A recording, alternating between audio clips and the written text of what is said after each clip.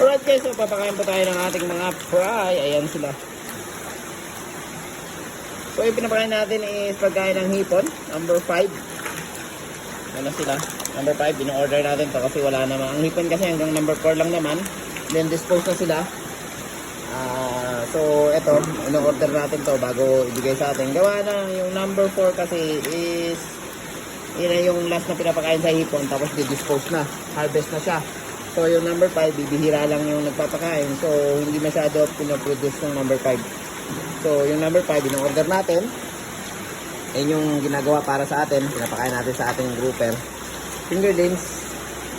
Gawa ng ito ay ayaw kumain ng floating. Nakaraan bumili tayo ng floating, ayaw niya nakainin.